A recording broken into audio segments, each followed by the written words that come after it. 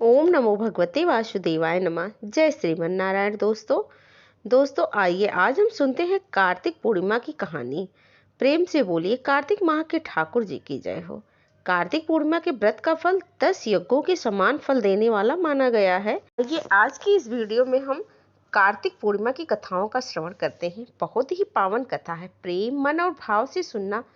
पहली कथा हमें मिलती है जिसमें हमें पता चलता है कि कार्तिक पूर्णिमा को त्रिपुरी पूर्णिमा या त्रिपुरारी पूर्णिमा या देव दीपावली क्यों कहते हैं। कथा शुरू करते हैं।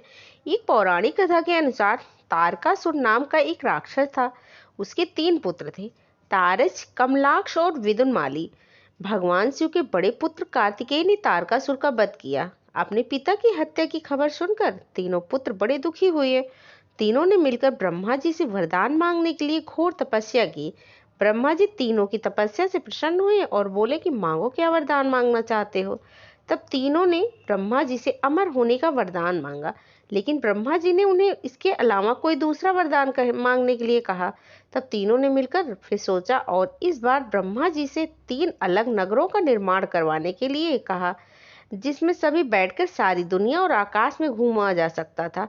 1000 साल बाद जब हम मिलें और हम तीनों के नगर मिलकर एक हो जाएं, और जो देवता 3 नगरों को एक ही बाण में नष्ट करने की क्षमता रखता हो वही हमारी मृत्यु का कारण हो। तब ब्रह्मा जी ने उन्हें तथास्तु करके वरदान दे दिया। तीनों वरदान पाकर बहुत खुश हुए। ब्रह्मा जी के कहने पर मैं दानव ने उनके लिए 3 नगरों का निर्माण किया। तारच के लिए सोने का, कमलाक्ष के लिए चांदी का और विदुनमाली के लिए लोहे का नगर बनवाया गया। तीनों ने मिलकर तीनों लोकों पर अपना अधिकार जमा लिया, क्योंकि उन्हें पूरी उम्मीद थी कि कोई भी तीनों नगरी को एक बाण से नष्ट नहीं कर सकता है। तो एक तरह से अपने आप को अमर ही मान रहे थे, इसीलिए वे देवताओं पर बहुत घोर अत्याचार कर रहे थे। इंद्र और अन्य देवता इन तीनों राक्षसों से बहुत भयभीत हुए और भगवान शंकर की शरण में गए। इंद्र की बात सुनकर भगवान शिव ने इन दानवों का नाश करने के लिए एक दिव्य रथ का निर्माण किया। इस दिव्य रथ के हर एक चीज देवताओं से बनी थी। चंद्रमा, सूर्य से पहिए बने थे। इंद्र, वरुण, यम और कुबेर रथ के चारों घोड़े बने हुए थे। हिमालय धनुष बने और शेषनाग प्रत्यंचा बने। और भगवान शिव अपनी शक्ति से खुद बाण बने और बाण की नोक बने। अग्निदेव इस दिव्य रथ पर सवार हुए। स्वयं भगवान शिव भगवानों से बने इस रथ और तीनों भाइयों के बीच भयानक युद्ध हुआ। जैसे ही यह तीनों रथ एक सीध में आए, भगवान शिव ने बाण छोड़कर तीनों का नाश कर दिया। इस वध के बाद भगवान शिव को त्रिपुरारी कहा जाने लगा। त्रिपुरारी अर्थात 3 पुरों का नाश करने वाला। भगवान शिव ने उन तीनों का वध कार्तिक मास की पूर्णिमा को ही किया था, इसीलिए इस दिन को त्रिपुरारी पूर्णिमा भी कहा जाता है। उन तीनों की मृत्यु से सभी देवता बहुत खुश हुए और वापस अपने लोक में जाकर स्थापित हुए। सभी देवताओं ने उस दिन हर्ष उल्लास के साथ उत्सव किया। उस दिन से ही देवता हर वर्ष कार्तिक पूर्णिमा को भगवान शिव के विजय पर्व के रूप में मनाने लगे।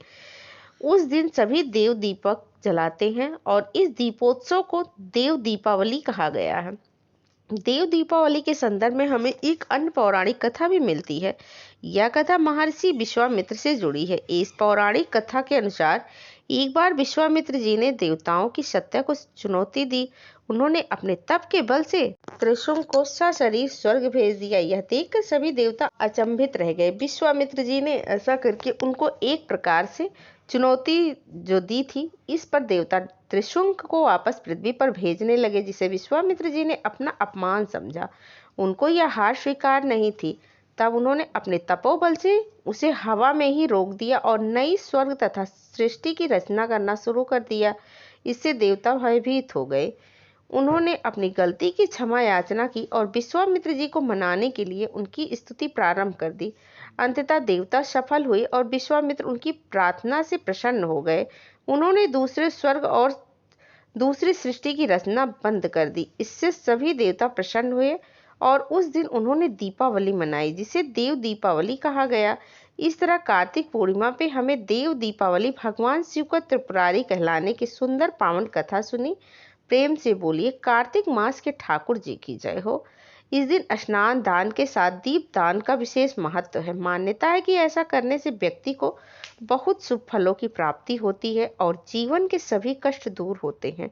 इसके अलावा यह दिन भगवान शिव के पुत्र भगवान कार्तिकेय का जन्म दिवस के रूप में भी मनाया जाता है। मत्स्य पुराण के अनुसार इस दिन संध्या के समय मत्स्य अवतार हुआ था, भगवान विष्णु का प्रथम अवतार। इसीलिए इस दिन क्षीर सागर दान का अनंत महत्व है। क्षीर सागर का दान 24 अंगल के बर्तन में दूध भरकर उसमें स्वर्ण या रजत की मछली छोड़कर किया जाता है। यह समुद्र को दान करने जितना फल देता है। यह उत्सव दीपावली की तरह ही दीप जलाकर शाम के समय मनाया जाता है। इस दिन गंगा स्नान के बाद दीप दान आदि का फल 10 यज्ञों के समान होता है। इस दिन ब्राह्मणों को विधि पूर्वक आदर से निमंत्रित करके भोजन कराना चाहिए। कार्तिक पूर्णिमा पर गंगा स्नान का जो विशेष महत्व है, उसके पीछे भी एक कथा का प्रसंग हमें मिलता है। महाभारत का महायुद्ध समाप्त होने पर पांडव इसी बात से बहुत दुखी थे कि युद्ध में उनके सगे संबंधी की असमय मृत्यु हो गई। वे सोच रहे थे कि उनकी आत्मा को शांति कैसे मिलेगी। पांडवों को चिंता को देखते हुए भगवान श्री कृष्ण ने पांडवों को पितरों की तृप्ति के उपाय बताए। उस उपाय में कार्तिक शुक्ल अष्टमी से लेकर कार्तिक पूर्णिमा तक की विधि शामिल थी। कार्तिक पूर्णिमा को पांडवों ने पितरों की आत्मा की तृप्ति के लिए गढ़मुक्तेश्वर में तर्पण किया और दीपदान किया। इस समय से ही गढ़मुक्तेश्वर में गंगा स्नान और पूजा की परंपरा चली आ रही है। इसी के साथ हमें एक कथा और मिलती है, जिसके अनुसार इस दिन सोने पे माँ गंडकी के संगम पर गज और ग्रह का युद्ध हुआ था। मतलब हाथी और मगरमच्छ का जो युद्ध हुआ था। भगवान विष्णु गजराज की रक्षा के लिए नंगे पैर ही दौड़े चले आए थे और ग्रह का संहार करके गजराज की जान बचाई थी। कार्तिक पूर्णिमा के दिन गुरु नानक देव जी का भी जन्म हुआ था। इसीलिए इस दिन को गुरु नानक जयंती के पर्व के रूप में भी मनाते हैं। इस दिन पवित्र नदी में स्नान और ध्यान किया जाता है। मान्यता है कि ऐसा करने से जातक के सभी पापों का नाश होता है। इस दिन तुलसी पूजा का विशेष महत्व है। कार्तिक मास की एकादशी के दिन तुलसी भगवान विष्णु के शालिग्राम स्वरूप के साथ विवाह भी होता है। यह भी कहा जाता है कि पूर्णिमा तिथि के दिन तुलसी का बैकुंठ धाम में आगमन हुआ था। इसीलिए कार्तिक पूर्णिमा के दिन तुलसी पूजा का खास महत्व है।